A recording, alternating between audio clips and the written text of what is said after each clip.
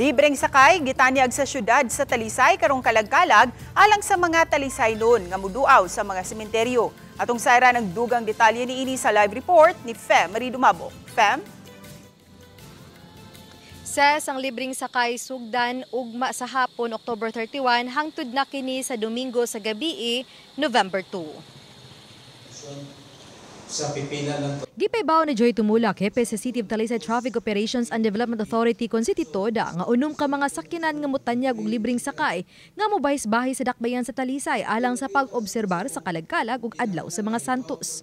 Mato ni Tumulak nga ang rota sa libreng sakay magsugo sa Sitio Cruzan sa Barangay Bulacau, moagi ubos sa flyover sa Barangay Tabudok, Iskina Camilla, lahos ngadto sa Barangay Linaw. Mulusot kini sa gihimong nga one-way paingon sa Cebu South Memorial Garden sa Barangay Mohon.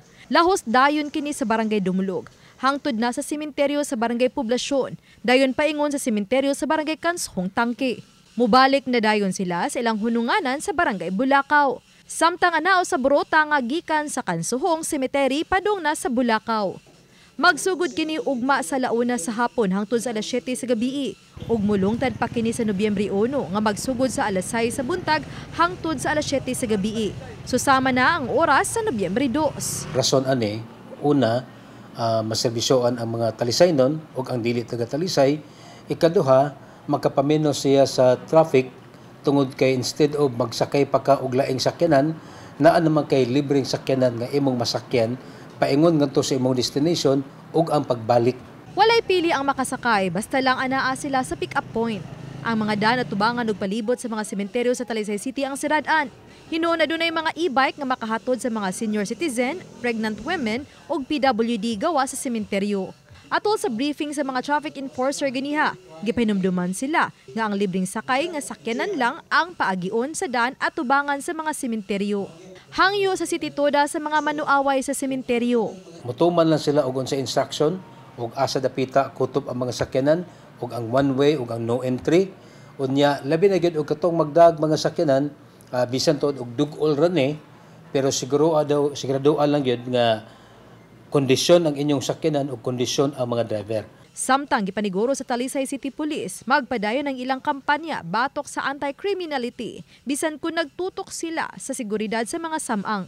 Sama nining usa ka minor de edad nga inahan nga gidapatan sa igsuon sa iyang kapuyo nga narespondihan sa kapulisan. Na-rescue siya ug ang usa ka tuig pang anak niini. Even though ato ang deployment karon is nakafocus sa mga menteryo o sa simbahan, but still ang atong anti-criminality efforts o atong anti-criminality team is still very active. All hands on deck ta sa Talisay, walay gialaw nga mo leave for the meantime nga karong undas. So gitagaan pa gyud ta og augmentation from RMFB, from PMFC.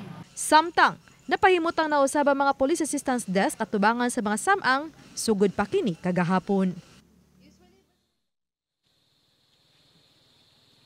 Ses hangyo sa Talisay City Police ngadto sa publiko nga be responsible kung manglakaw manggani og way mahibiling tao di sa inyong panimay, siguro doon nga lock kini ug mas may nga dunay CCTV nga ma-monitor batok sa mga kawatan. Samtang siguro doon usab nga naka-unplug ang tanang mga appliances ug siguro doon usab nga di pasagdan ang mga gidagkutang kandila sud sa panimay aron kalikayan ang sunog ning kalagkalag.